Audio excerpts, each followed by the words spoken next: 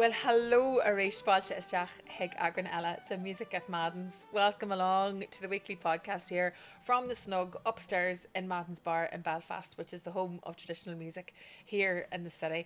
I'm Lynette Fay, and every week I am lucky enough to get to chat to members of the traditional music family. There's no shortage of stories, fresh perspectives and crack, I can tell you. And we're delighted that you're all listening to the podcast, enjoying what you're listening, maybe discovering the podcast for the first time now today. We have an ever-growing back catalogue of episodes, so do listen and rate the podcast and subscribe because we need your help and support to keep this going. You can subscribe to our new Patreon now. You'll find details on the Instagram page Music at Maddens, and for the price of a coffee, less than a pint, you can access exclusive performances from our musical guests and some special offers as well. So sign up now for that. And in the Snug today, we have a 6th generation fiddler and bilingual singer from Cork, Clare Sands. And I'm just so happy that we have made this work because we've been trying to make it happen for a while. Clare Falcha wrote. Clare channels the music of her ancestors, weaves traditional Irish roots, contemporary sounds and influences. And I love this line, embodying a fearless warrior-like spirit. Fearless Clare. It's a description that can be thrown around an awful lot. But what does it mean to you?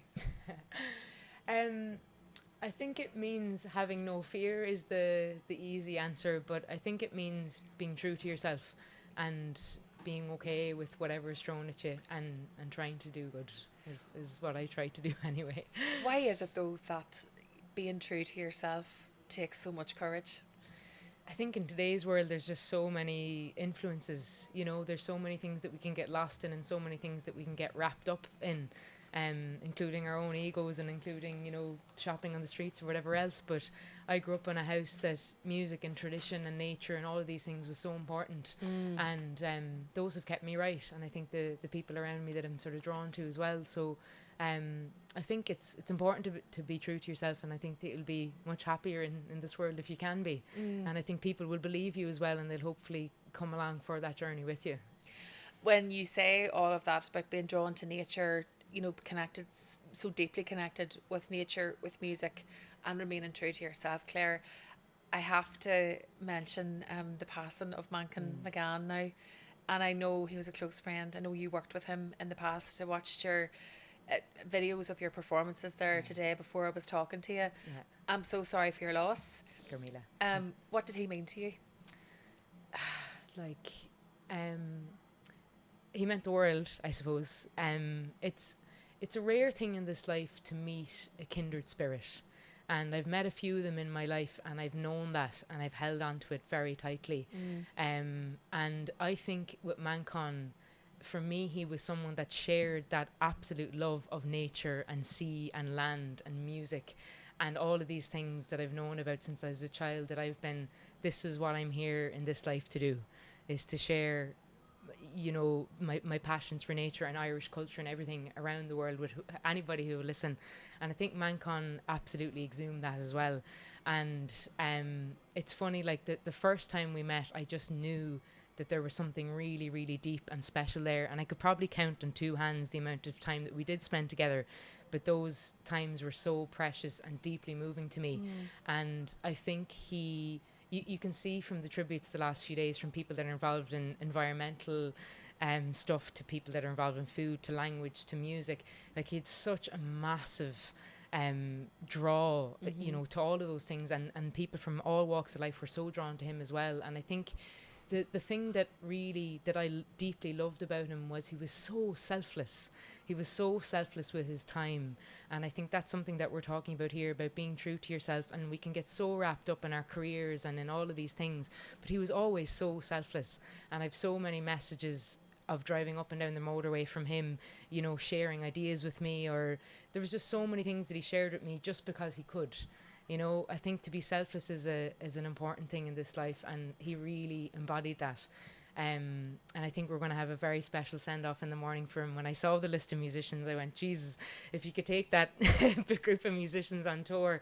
And I think he would be absolutely delighted wherever he is, looking down and looking across, or who knows. But I feel very grateful to have spent any time with him in such a special capacity. Suvna Sherry, Dad, Yeah. Anna Muessel, an amazing, extraordinary, very, very special person. But like you said there, you know, he was a kindred spirit, and it's not often that deep connection comes along. And when it does, it really means something.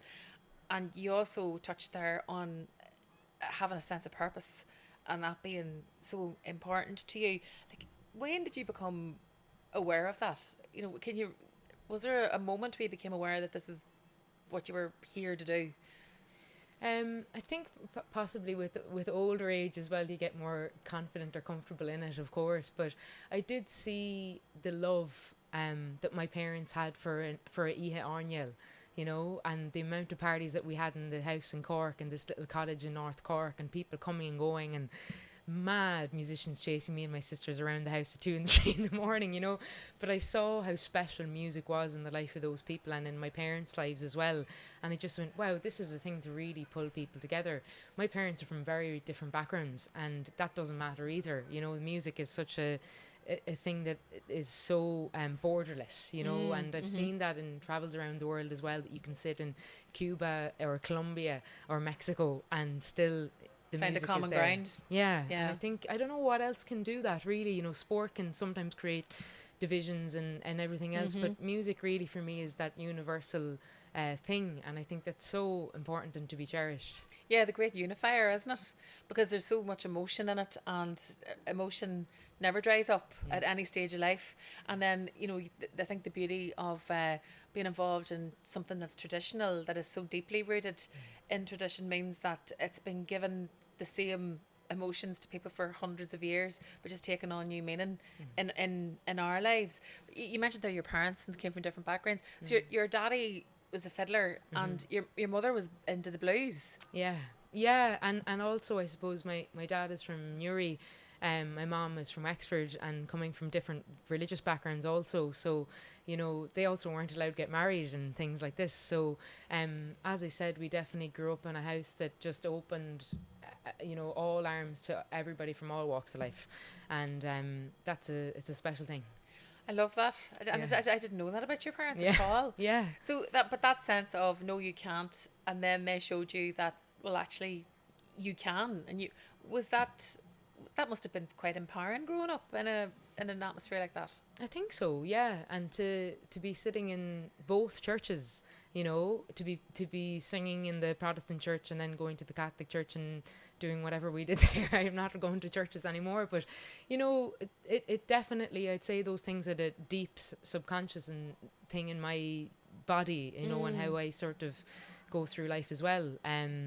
But yeah, completely different backgrounds, and I do believe like that they sort of had to run away to Galway and get married, and there's a long story there for possibly another day. But yeah, it's a special story. It's lovely. Yeah. And your daddy from Newry, and you find yourself living now in Belfast, and you've been based here for quite a while. Was that the draw, or what was the draw to Belfast for you? Couple of focal anish o Locht Ariha and Fod Crealta.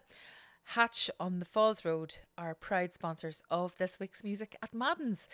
Hatch is nestled along the charming Falls Road. It's not just a cafe, it's a thriving hub of warmth and community, and most importantly, exceptional food and drink. I know, I have tried it many times, and Hatch manages to capture the essence of Ireland while adding this lovely unique twist, using locally sourced ingredients that support farmers and producers, and the commitment to quality is what sets them apart and elevates a classic breakfast, lunch or dinner into a culinary experience. So beyond the delectable food and coffee, Hatch on the Falls Road is also a community space. It's where friends meet, families gather, and good conversations flow as freely as the coffee, and the welcoming atmosphere just invites you to sit back and relax and indulge in a little slice of life. So I encourage you all, if you haven't already, to visit Hatch on the Falls Road. Treat yourself to the best coffee and an unforgettable Irish breakfast. Experience the warmth of the staff, who are always ready to greet you with a smile and a recommendation. Avalon Guitars are proud to sponsor Music at Maddens, still made by hand, still made to matter. And Avalon Guitars began with a simple belief that the soul of an instrument is shaped by the hands that built it. And in their workshop in Newton Ards in County Down, tradition and intuition guide every cut, carve and tap. There are no production lines, only luthiers, and every single piece of wood is chosen with care, every guitar voiced individually, every detail considered, not just for beauty, but for balance and for resonance and for feel. And Avalon guitars are played on stages and in studios across the world, but they're born in the quiet where craftsmanship still matters, built to last, built to inspire, built to become part of your story. AvalonGuitars.com for more details. Do you know what? I have a really good group of friends here that I've known for a long time, and I've known them for a long time in the sense of I've known them through music and through arts and through these things that I think really connect us. And you know what? I was like, the sea is on one side, the mountains are on the other, and somewhere wedged in between that is a mad group of people that I seem to really be drawn to. And I just said, you know, let's try it. And I suppose Tan Gaelgus a Creelar freshen, short coke topic the dumpsa, and just an ariga, you know, the sea on one side, as I said, and to be able to be in nature but also be in Maddens in sort of 10 or 15 minutes is great crack. For a woman that likes to crack, it's a good thing. I know, you know, sometimes when you've been living in Belfast that long or come to the city, you don't even see the sea and you don't see the mountains and the beautiful surrounding that we have in this very specific geographical setting, which is again embedded in nature, which is like everything that you respond to in life. Yeah, like it's I'm living honestly just at the foot of sort of Cave Hill or Ben Vadigan, and to be able to just nip up there in 3 or 4 minutes is amazing. To just look across at Scotland and look across at the seas, you know, and to go through these beautiful forests and woods, and it never ceases to amaze me, you know. Well, you're fit if you can go up in Madigan in about 3 or 4 minutes, I'll tell you that. Pretty fast. Must be the set dancing. But you are really fit because you are not just a swimmer, you are, what is it, a cross-continental swimmer. Yeah. Like Clare. Like, you know, going and doing a few lengths is one thing. Yeah. How do you get to that level? You spend a lot of time in the falls and the Shankill swimming pools, and you have mad conversations that keep you in the pool for a very long time to be able to then work up to the point of doing an Asia to Europe swim, which was what I did this time last year, sort of August, I suppose, this time last year. How long was that? It was 6.5 kilometres, so it was about, you're with the current now, you are with the current, so you're at least moving with it, but the last 300 meters there was all these cross currents and sort of turbulences under the water, so you think that you're moving but you're being pushed backwards, and to just see people sort of being plucked out of the water and thrown into boats. So that was the last 300 meters was pretty intense, but you know, it was a great challenge. I did it with my middle sister Tierna, and we also ended up raising about 11 grand for different charities and organizations in Palestine that all are to do with arts and sport. So for me that was also a great way of bringing it up at gigs in places that might not have been so sympathetic, and be able to say, actually, I'm doing this swim and do you know why, you know. But yeah, it was I wouldn't call it like an enjoyable experience. It was a little bit stressful, but it's very cool to be able to look at Istanbul from the water, you know. So you're sort of starting the Asian side and you've a European side, but the river is a kilometre across, and you can't just swim across because of these mad currents. So you're going with it and looking at all these points for 6.5 kilometres, and away you go. I'd say that's a great leveler. Yeah. Oh Jesus, it was when I was standing there. So they only close the Bosphorus once a year for 2 hours. So if you don't have the swim done in 2 hours, you're out of it. So it's actually technically a race. So as I was standing there on this giant podium with Russians who are drinking vodka and these giant men, and Tierna and I are standing there, these, you know, lanky skinny girls from Ireland, and I said, are we doing this? And away we went, you know. But it was definitely a leveler, you know, and a few cocktails were had afterwards, sort of with the shakes, but it was amazing. I'm delighted that we raised all the money, and yeah. But even though you're doing that with your sister, swimming is very individual sport, and you're in your own head, and you have to be in your own head when you're doing all the training. Are you a very determined person? Definitely. Right. Yeah, I'm definitely, when I put my mind to something, I'll generally do it. unless it's baking or something. I'm definitely not into that. But yeah, the training was intense, and I spent an awful lot of time early mornings out in Helens Bay and in Brampton and wherever I could. But something that's good about swimming is it sort of is a universal thing as well. You know, it's something that is shared around the whole world if you have access to the water.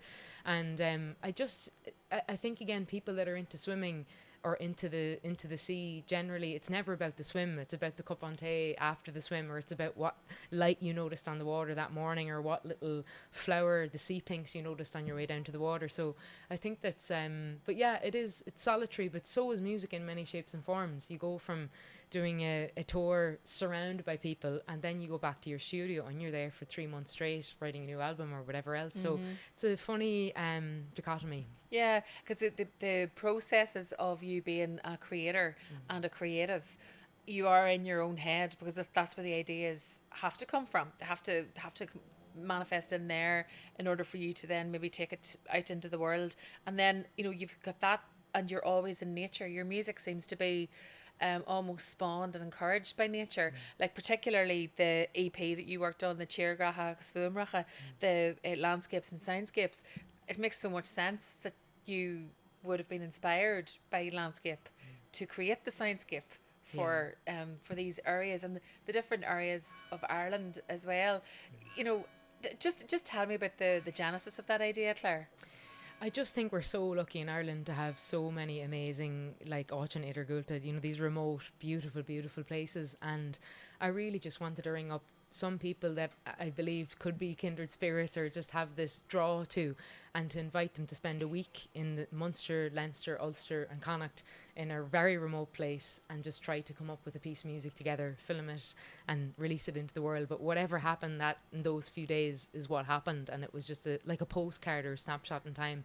And again, with the passing of Manchán, I think it's so important to just reach out to people and spend time with them, because people aren't here forever. And again, I think I've sort of inherently known that as well, and will try to always reach out to people. I think it's just important, you know, if you have a good feeling about someone, you should just invite them to do something. Like, you know, Steve Cooney is a prime example of that, and I didn't know him from Adam, and I just rang him up one day and I was like, "Hi Steve, would you like to come to this cottage in Port in County Donegal with me for 3 or 4 days and to just create some music?"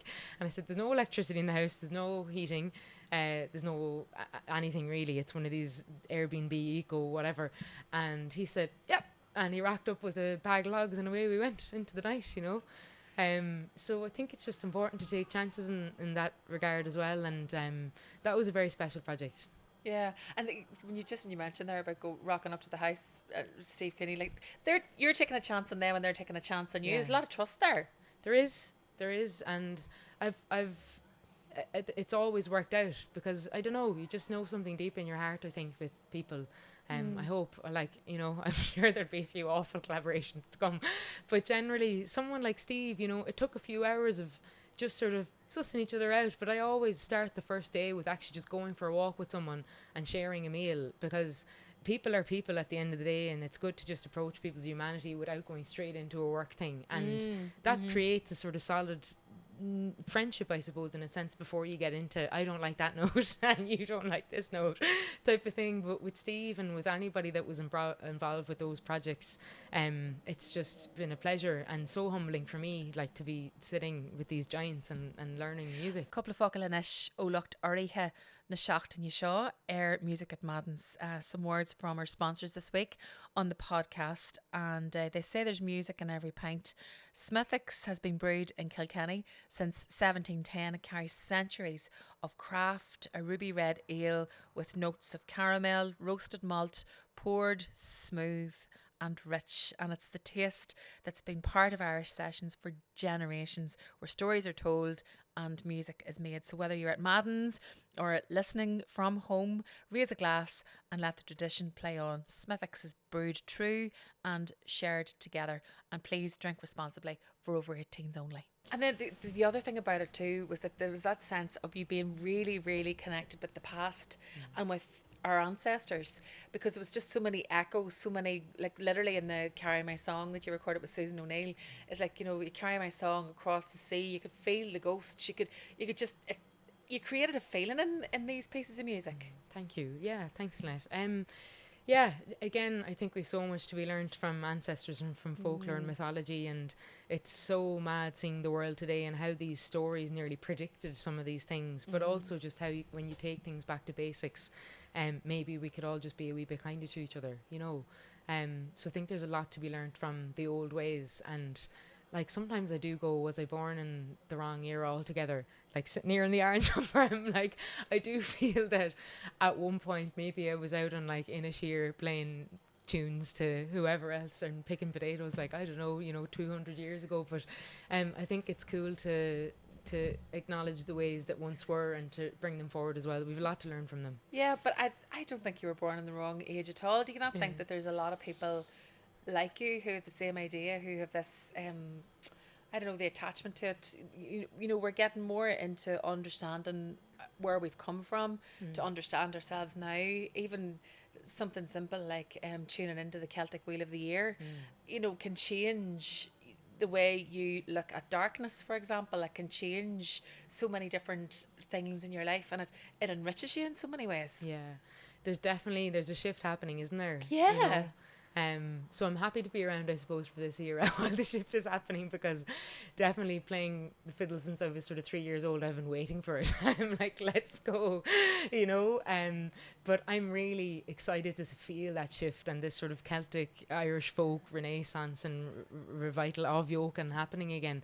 And I do think, again, yeah, when you tune into your Lunasa and your sound that's approaching and look at the change of the leaves outside the door, it definitely is much more interesting than thinking about things in a normal, you know, we're going into November now. Yes, in a very linear way.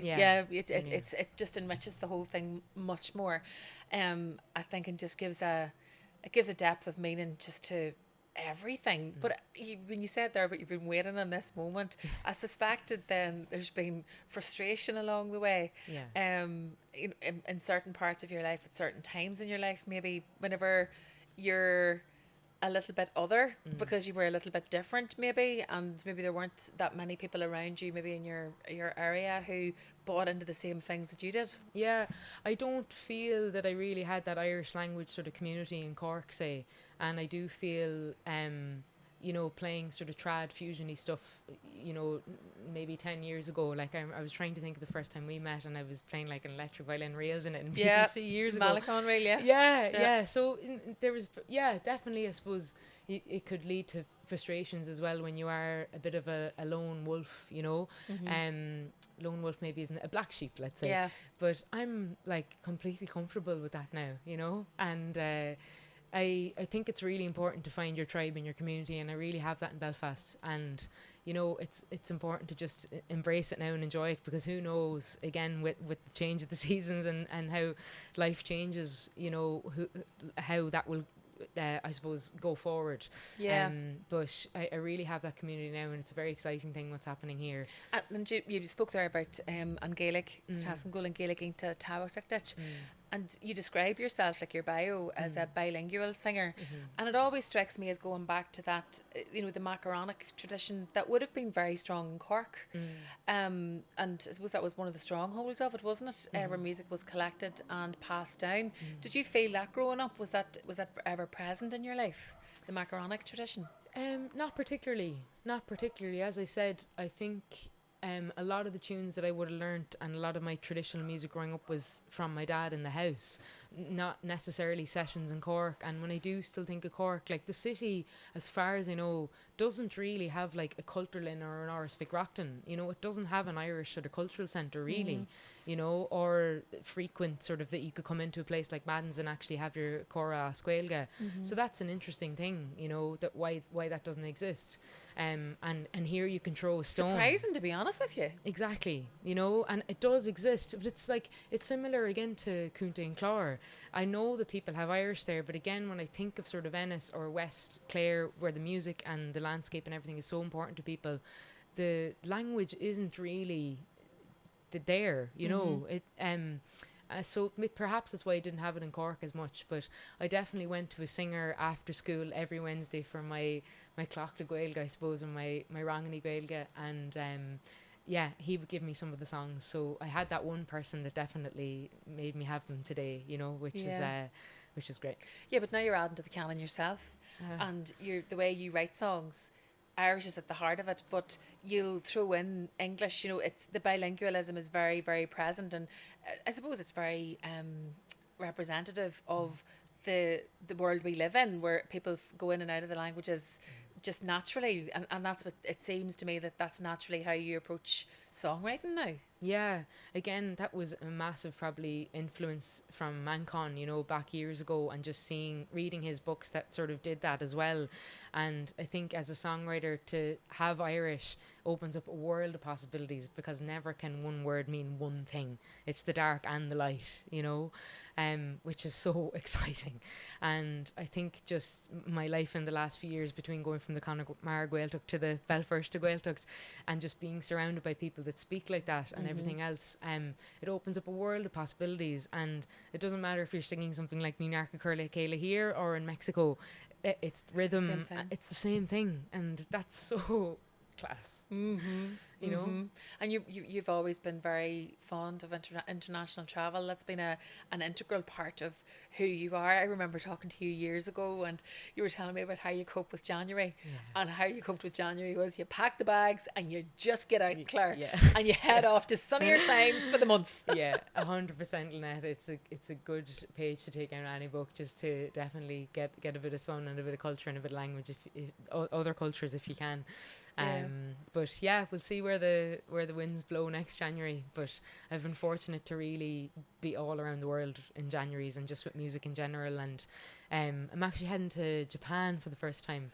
For a few concerts in December, and then I think colder Canada next week. It won't quite be Japan, but it's so.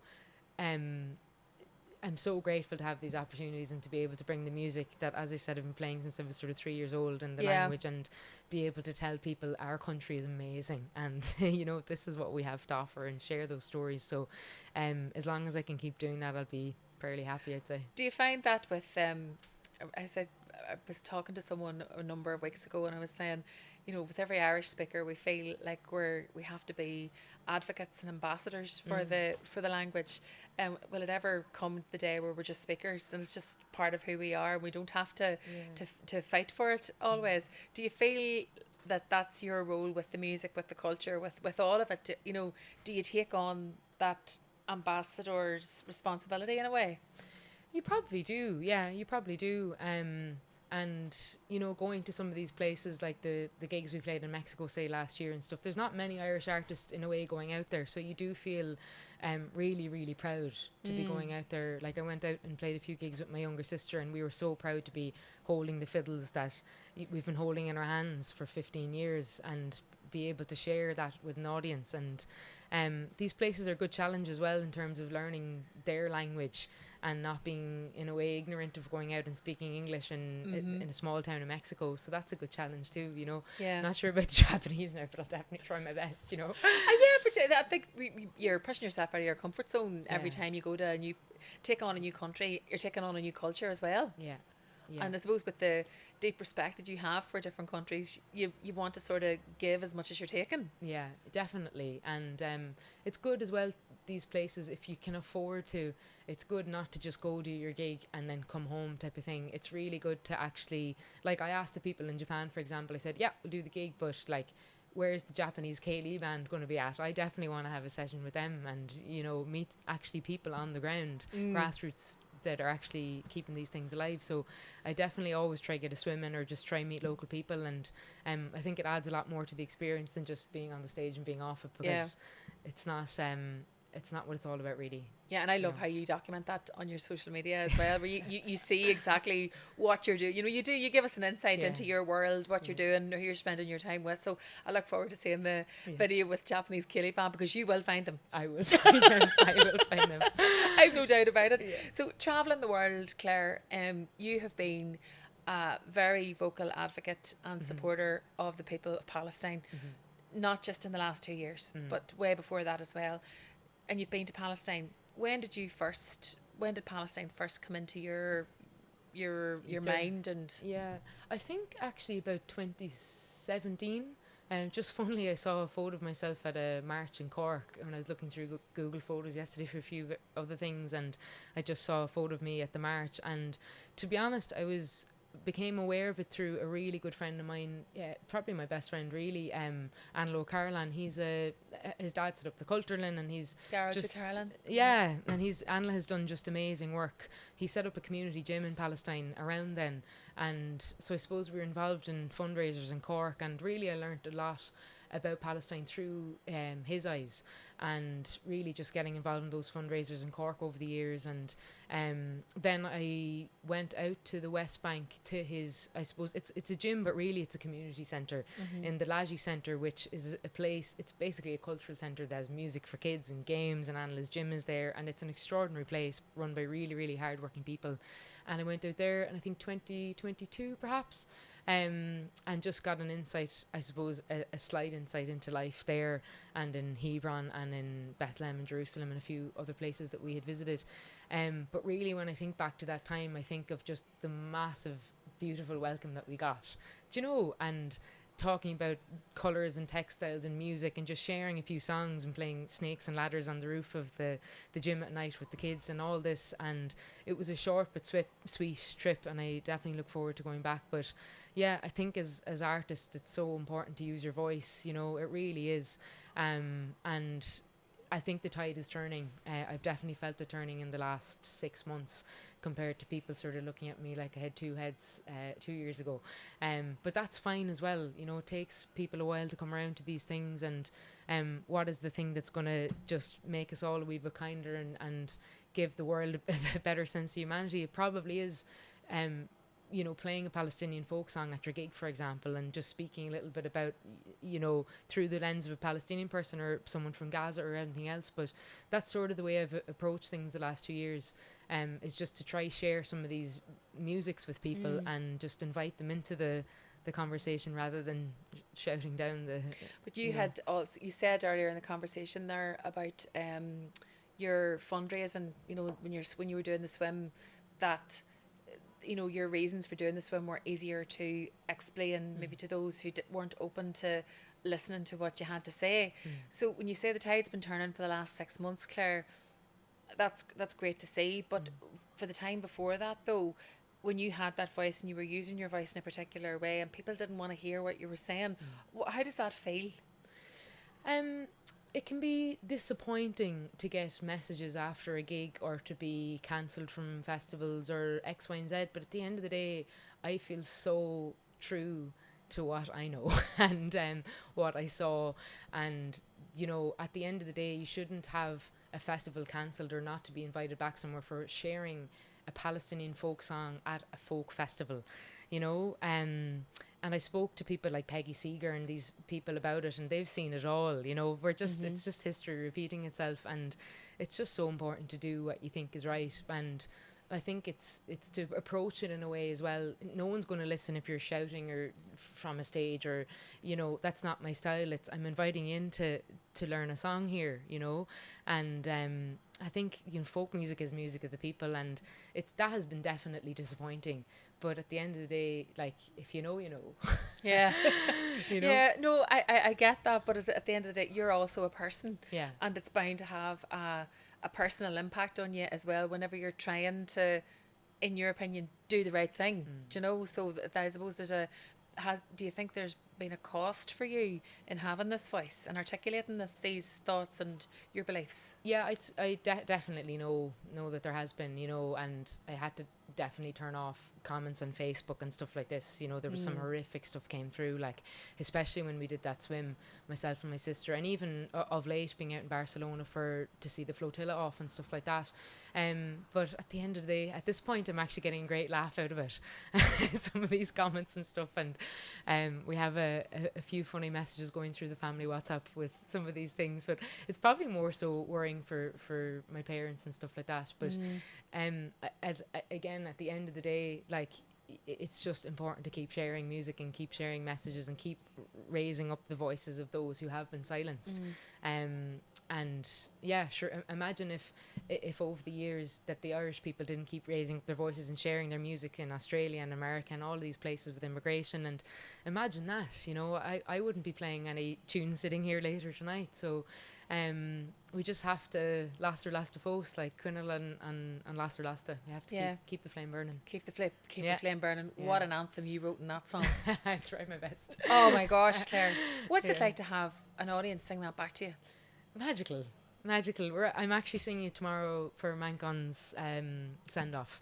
So you know, and yeah, I'm thinking I'm definitely know I'll keep it together with Steve Cooney on one side and Fiachna on the other, or whatever, these beautiful spirits. And that was a song that was so inspired by Manchán, and actually taking the words that he had used in See Tamagotchi, where he went around collecting words from long lost words from fishermen all around the coast and putting them into a song. And again, like, I just smile thinking of it now, and people in Cuba singing those words that he collected and me teaching them to an audience and then them singing it back, you know. So yeah, it's magic. What was it like being in Barcelona, seeing off the flotilla? It was very, very special and humbling and inspirational. There were thousands upon thousands of people, and I honestly went over to share a Palestinian folk song that have been sort of sharing around the world, and Pádraig Ullacán had translated it into Irish, and I just stood there by myself on the stage and shared the song with people and invited them to sing, and it was powerful. Yeah, it was powerful, and just to, you know, send off the flotilla. But it was nice to have the Irish language there as well, mixed with the Arabic, and it's just mad when you look at these things and go, wow, that's seamlessly weave together, you know. Yeah, because that was the piece of work that one of the pieces of work you recorded with Manchán was a poem he'd written which celebrated the similarities between Gaelic and Arabic. And it was extraordinary, to be honest, how many words sound the same and feel the same. Yeah, it's, who knows, you know. And I was up at Lough Crew 2 days ago, Slieve and Killig, I think it's in, I suppose Westmeath, Meath. I'm not a woman who spends much time in the Midlands, so someone can correct me on that. But amazing to see all the spirals and all the art that, again, he had spoken about in the book, and the similarities of our art and sort of the Arabic Middle Eastern world, and the music and the words Shamraka, Shamrogue, all of these things. It's incredible. But at the end of that recording, I think he says, and we're all one. And yeah, he was dead right there. That's such a strong message, isn't it? Yeah. You know, listening to you talking so passionately about the work you do, and it's incredibly important, Claire, but you're trying to make a living out of it as well, with the gigs and the travelling and recording and managing it all. What are the biggest challenges for a musician now? Like, what are you feeling? What are you seeing as you try to make a living out of music and out of your art? A real threat is probably the land of AI, you know. I'm not that well read on it, but I know that that's definitely, it can rip people's voices off and sort of upload them to Spotify. Things like Spotify, you know, we could talk about that all day long, and anyone that needs to learn about it just needs to listen to the Gillian Welch song Everything Is Free Now, and she hit the nail on the head years ago. So things like that, like, it definitely is hard to make a living, but and you always have to nearly be one step ahead with the next project or the next funding application, and you have to also be a content creator, a photographer, a marketer, a website developer, all of these things. It gets sort of mad when you break down your day-to-day tasks as a musician. But all in all, like, I think if you have one or two people around you at least that sort of believe in you and believe in what you're doing and have a wee bit of support in some shape or form, that's something to be cherished, you know. For example, I was down with Horton practicing all morning. I'm doing strings for them for their big Mandela Hall show, and to see what they've created there, and the family and people just helping out and being down at 10 o'clock this morning just to, again, be sort of selfless with their time because they believe in this thing. I think if you can find that, again, as I mentioned, sort of community, you know, it's not all about the money in the bank, even though it's helpful, but you'll be rich in experience and everything else. Yeah. It's I love that what you just said there about being down at 10 o'clock this morning, and again, it's coming back to the Belfast thing. You seem to have got an awful lot out of moving here, that you're part of the fabric of the city and the community here now. Do you feel that? I hope so. Yeah, definitely. Yeah, I met a very special people, you know, even through music, but also through going out curricking on the Lagan, you know, on a regular basis, or the set dancing up in the Duncairn, or anything like this. It's just been, it's such a beautiful city with people that really, really try their best to do everything to help you, I find, you know. And on like the winter can be absolutely miserable here as well, like, let's call a spade a spade, but at least you're going to find good music and you'll find changing light on the sea every day. Yeah, you know? no, that's true. That's true. I think you have to find every port in a storm. Yeah, It's definitely the way of it whenever we're heading into the darker nights and the darker evenings. Claire, I noticed you've been working with Niamh Regan recently. She's some woman. You, like you said earlier on there about choosing people to work with, you choose so well. Yeah. You really do. That's Cronin na Sruhan is the latest work there. So tell me about that.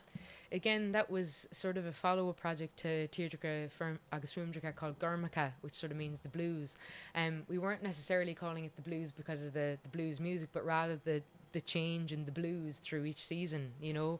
And all of the artwork and all of the videos and all the visuals were all done by a woman called Kasia Kaminska, who's an amazing artist from Kilkenny, but she basically did cyanotype prints. Have you ever heard of cyanotypes? It's basically taking a film photo and the sun develops it, but that the artwork, essentially, it'll all be blue. So all of the artwork for this project for Gormacha is 4 different types of blues from me and the collaborator doing that old sort of Connemara, Cassin and Lovey, I suppose, you know, the hand circling thing that they do when they're singing channel songs. Yeah. So I think that's where the blues came from. But again, there was 4 different artists involved in it. You had Iva Tribe, who is originally Mayo, sort of based in Mayo.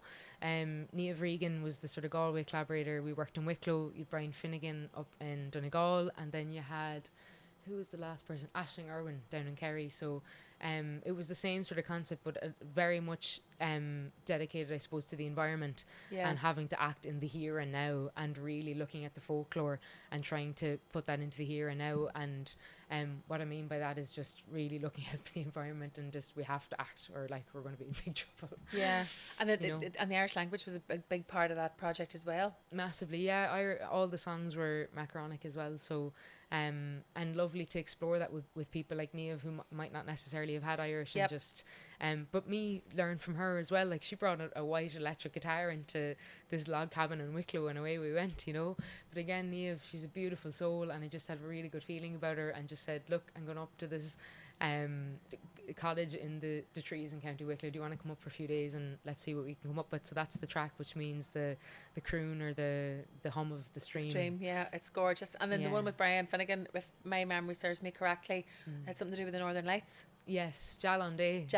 Yeah, and I love that because you went back into the local Irish to find the term for the Northern Lights as well. Yeah, I got that term from Kerry Ní Doctoric. So she's a beautiful writer from Derry, and then went into a deep dive about that word and everything else. But yeah, it was just another brilliant project, you know. And funnily with Brian, he actually got COVID after 2 or 3 days of working together, and we had to like isolate him in the cottage, and he still managed. When I think of that time, I'm sure he won't mind me saying it, but I just think of Brian with these massive red eyes and me and the 2 girls, and just saying, Brian, and he said, look, I'll have to go back to Armagh and just recover. And I said, Brian, you're not going anywhere. But I remember coming back from filming, and he'd made us this giant apple pie. We were like, we're all here now, you know, let's just eat the pie. Armagh for apples. There we go. There we go. Oh my goodness. No, but what do you get out of collaboration? It seems to just fuel you. That's it exactly. It definitely fuels me, and it's a small island, and it's worth just reaching out to those people that you think make amazing music and art, and just trying to learn something from them. And with all of those collaborations, I've taken so much away, and I've hoped that I've gave as much as I've taken away as well. And it's just nice to make new friends in music as well. Like, you know, again, it's hard to be traveling all the time by yourself and working by yourself in a studio and in your own mind. And it's just nice to take a week out of the emails and everything else and just sit with Brian Finnegan with the COVID and eat an apple pie. Yeah.